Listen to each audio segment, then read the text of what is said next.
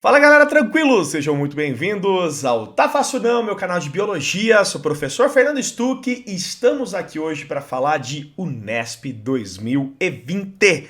2020 porque nós temos a Unesp 2019 no meio do ano e agora no final do ano que já é para 2020. Então, estou aqui para fazer a revisão durante essa semana, vou soltar alguns vídeos para vocês para poder ajudá-los, né? Esse professor, essa pessoa que ama tanto esses alunos do Brasil. Então, estou aqui para ajudar vocês de alguma forma. Então, depois da vinheta, vamos falar de... Não, quer saber? Não vai ter vinheta hoje aqui. Ou vai ter vinheta? Ah, toca a vinheta aí.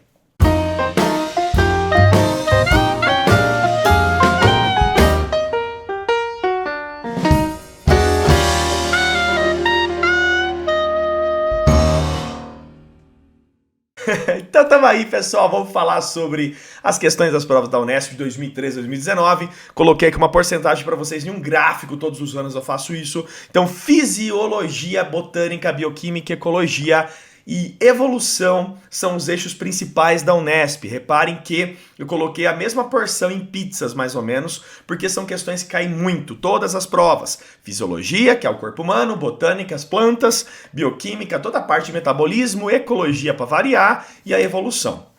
Depois nós temos alguns ramos menores de biotecnologia, citologia, genética, parásito, taxonomia, zoologia. Então, a fisiologia é uma matéria que normalmente a Unesp cobra toda a primeira fase. Então, vamos falar dela? Vamos falar hoje de uma questão que foi muito polêmica nesse último ano agora, que foi uma questão que fez uma analogia com o circuito elétrico de resistência, aumento de resistência de fluxo, comparando o circuito elétrico com o nosso sistema fechado de circulação, tá? Então vamos lá, vamos fazer sem perder nosso tempo. A configuração anatômica do sistema circulatório humano apresenta por analogia, ou seja, por comparação com os circuitos elétricos, estruturas posicionadas em série e em paralelo, o que permite a identificação da resistência vasculares contrárias ao fluxo sanguíneo.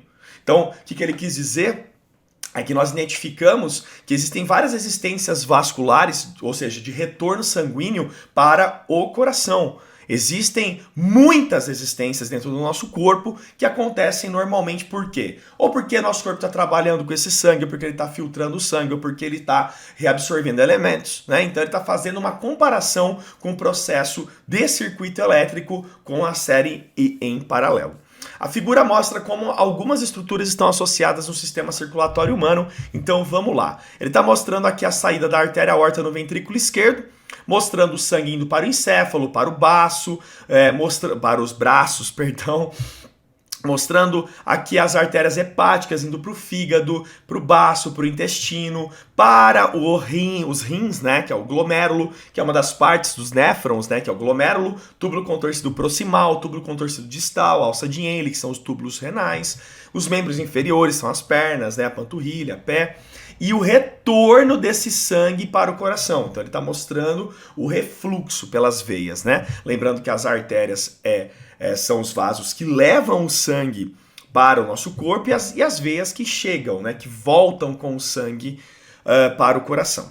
Assim como na associação entre resistores de um circuito elétrico, no sistema circulatório humano há um aumento de resistência ao fluxo sanguíneo. Olha a pergunta, tá, pessoal? Lembrando que os resistores fazem isso. Então eles estão criando uma analogia de resistores elétricos, de circuitos elétricos, com as resistências naturais do nosso corpo, beleza? Resistência ao fluxo sanguíneo na associação de estruturas em que ocorre. Bom, pessoal, você concorda comigo que toda vez que você tem um órgão que tem capacidade de filtrar o teu sangue para retirar coisas boas e deixar coisas ruins, você concorda comigo que isso é um resistor? Isso seria um aumento de resistência para o refluxo sanguíneo? Imagina só a quantidade de trabalho que o órgão não tem que ter para filtrar rapidamente o sangue e para esse sangue poder voltar para o teu corpo. Então, uma dica que eu vou dar para vocês: os rins fazem muito bem isso. São órgãos que têm uma alta capacidade de filtrar o nosso sangue e retirar tudo que é bom para você e devolver para o teu sangue, por isso que existem os néfrons, que é uma forma de reabsorver os líquidos e devolver também, né? Porque você precisa, você não pode perder líquido do teu corpo. E também os rins realizam isso com muita rapidez. Então você concorda comigo que os rins estão completamente envolvidos a serem grandes resistores, a ter uma capacidade muito grande de aumentar essa resistência do refluxo, né? A hora que vai voltar esse sangue para o teu corpo. Então, se a gente conseguir ler um pouquinho cada um, então vamos lá. Ó. Filtração do sangue a gente já sabe que é. Então, toda vez que você tem infiltragem sanguínea nos rins, você tem uma alta carga de resistência. Porque, óbvio, vai ter uma resistência maior para esse sangue estar voltando para o coração. Então, o coração vai ter que bombear, vai ter que forçar mais. Absorção de nutrientes? Não, porque a absorção de nutrientes é um processo natural, é um processo por difusão, é a favor do gradiente de concentração. Então eu estou lotado de elementos no sangue, eles vão para o interior, né? Pensa assim, você tem um monte de elementos em um local. Esse elemento, por difusão, por transportes naturais, eles vão para onde não tem. Então eu não vou ter um gasto, eu não vou ter uma resistência para isso. Tá? Você não vai ter uma resistência para isso acontecer. Produção de bile? Também não, é um processo natural, eu não vou aumentar a resistência sanguínea por isso. O próprio fígado produz a bile naturalmente, armazena na vesícula biliar. Controle de temperatura? Também não. A tua temperatura corpórea ela é controlada naturalmente até pelos sistemas barorreceptores que controlam sua pressão. Então não tem envolvimento também com aumento de resistência sanguínea. Isso não vai interferir nas resistências. Então o que sobrou pra gente? A alternativa E. A filtração do sangue, principalmente pela questão dos glomérulos, porque eles pressionam bastante, fazendo com que ocorra uma filtração devida, isso aumenta a resistência, e a reabsorção hídrica que acontece nos túbulos renais, principalmente pelo uso do hormônio ADH, antidiurético, que é um hormônio que tem muita expressão no túbulo contorcido distal, que faz com que os rins consigam absorver bastante água. Quando você bebe, por exemplo, muito álcool, né, cerveja, você reparou que você faz muito mais xixi, que você vai muito mais no banheiro? Isso é sinal de que você está produzindo menos ADH ou não está produzindo. Então você está liberando muita água na urina. Isso não é interessante, isso não é nem um pouco bom para você, tá? Consequentemente, você vai perder mais água do teu corpo. Isso não é bom. Tá bom, rapaziada? Espero que vocês tenham entendido um exercício espetacular, dando uma aula para o Enem, como cobrar um exercício, né? Parabéns para a Fundação Vunesp, eu vou viciado nas provas da Unesp.